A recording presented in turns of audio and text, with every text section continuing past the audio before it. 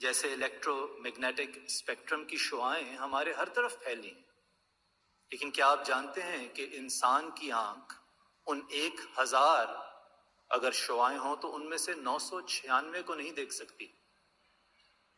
حضرت مسیح موعود علیہ الصلوۃ والسلام فرماتے ہیں جس کو خدائی کا جلوہ دیکھنا ہے اسے چاہیے کہ دعا کرے۔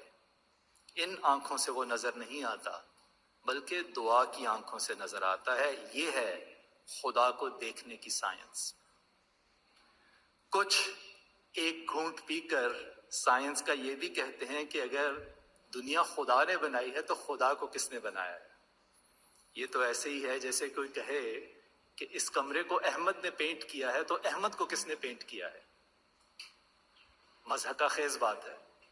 اسے کیٹیگری مسٹیک کہتے ہیں، یعنی کسی چیز کو غلط زمرے میں پرکھنا۔ خدا ہماری طرح مادہ سے نہیں بنا، لطیف الخبیر ہے۔ اس عظیم روحانی اسرار کو ہم ایک تنگ سے سائنسی دائرے میں سمجھ تو نہیں سکتے۔ بات یہ ہے کہ کچھ نوجوان دہریت کی طرف اس لیے بھی جاتے ہیں کیونکہ انہیں لگتا ہے کہ اس میں آزادی ہے، نہ نماز کی ضرورت، نہ قرآن کی حاجت، نہ پردے کی فکر، نہ شراب کی، جو چاہو کرو۔ اور وہ سوچتے ہیں کہ میں کسی نہ دیکھی ہستی کی غلامی کیوں کروں، میں تو آزاد ہوں۔ اچھا، آپ آزاد ہیں؟ ہستی باری تعالیٰ کے منکرین تو بدترین سب سے بڑے غلام ہیں۔ اگر سوچیں تو فیس بک لائکس کے غلام، یوٹیوب ویوز کے غلام، ری ٹویٹس کے غلام، مال کی ہوس کے غلام، باس کی خوشامد کے غلام، اپنے ہی نفس کے غلام، فلمی اداکاروں کے، فن پاروں کے، گلوکاروں کے غلام۔ جیسے حضرت خلیفۃ المسیح الرابع رحم اللہ نے 27 برس پہلے جلسہ سالانہ برطانیہ ہی میں فرمایا تھا، وہ انسان جس نے کسی نہ کسی کو ضرور پوچھنا ہے، جب وہ خدا کو نہیں پوچھتا تو اس کے محبوب ذلیل سے ذلیل تر ہو جاتے ہیں۔ خدا پر حق الیقین رکھنے والے ان مصنوعی خداؤں سے تو آزاد رہتے ہیں۔ دنیاوی سائنسی دلائل سے ہم خدا کو سمجھ تو سکتے ہیں، لیکن گلاس کے پیندے تک پہنچنے کے لیے، خدا کا مشاہدہ کرنے کے لیے، خدا ہے، اس مقام تک پہنچنے کے لیے ہمیں دعا کی سائنس کی ضرورت ہے۔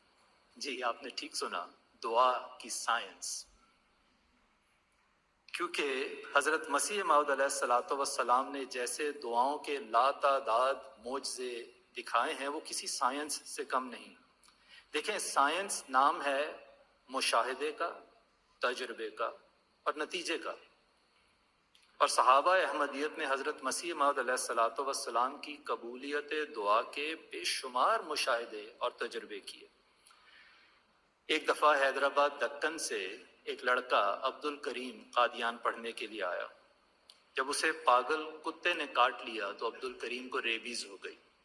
قادیان سے 300 کلومیٹر دور کسولی میں ایک بڑا مشہور ریبیز کا ہسپتال تھا جس کا نام تھا پیسچر سینٹر۔ وہاں اس کو بھجوایا گیا علاج کے لیے۔ واپس آنے پر عبد الکریم میں ریبیز کی علامات ظاہر ہو گئیں۔ دوبارہ پیسچر سینٹر میں تار بھیجی گئی اور وہاں سے جواب آیا، sorry nothing can be done for Abdul الکریم۔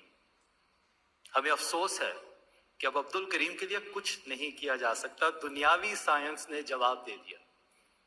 لیکن حضرت مسیح موعود علیہ الصلوۃ والسلام فرماتے ہیں تب میرا دل اس کے لیے سخت درد اور بے قراری میں مبتلا ہوا۔ آپ علیہ السلام کی درد مندانہ دعاؤں سے عبد الکریم کو نہ صرف اللہ تعالیٰ نے معجزانہ رنگ میں شفا بخشی، بلکہ موت کے منہ پر کھڑا عبد الکریم 28 سال تک اور زندہ رہا۔ خاکسار کو اللہ تعالیٰ نے 25,000 سے زیادہ پیچیدہ انفیکشس ڈیزیز کے مریضوں کا علاج کرنے کی توفیق عطا فرمائی ہے۔ میں یہ مکمل اعتماد سے آپ کو کہہ سکتا ہوں کہ آج 125 سال کے بعد بھی اگر کسی شخص کو، ان ویکسینیٹڈ انسان کو، ریبیز کے مرض کی علامات ظاہر ہو جائیں تو آج بھی موت 100% یقینی ہے۔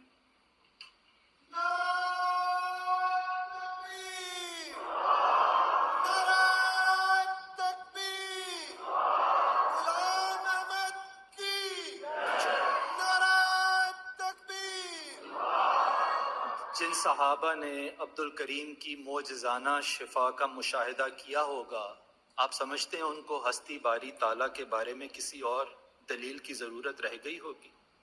یہ ایک واقعہ ہوتا تو کہہ سکتے تھے اتفاق ہے، لیکن حضرت مسیح موعود علیہ الصلوۃ والسلام نے تو 200 سے زیادہ نشان صرف حقیقت الوحی میں بیان فرما دیے ہیں۔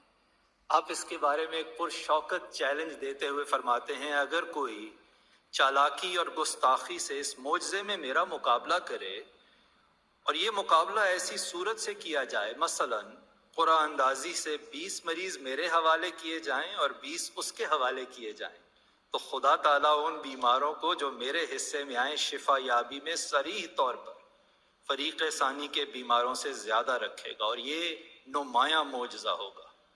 اگر سوچیں تو حضرت مسیح موعود علیہ الصلوۃ والسلام یہاں قبولیت دعا کو بالکل انہی مراحل سے گزار رہے ہیں جن سے ہم طب کے ماہرین کسی نئے علاج کو گزارتے ہیں، جو سٹڈیز ہوتی ہیں جن کے 3 سٹیپس ہیں: رینڈمائزیشن، آؤٹ کم میجرز اور اسٹیٹسٹیکل انالیسس۔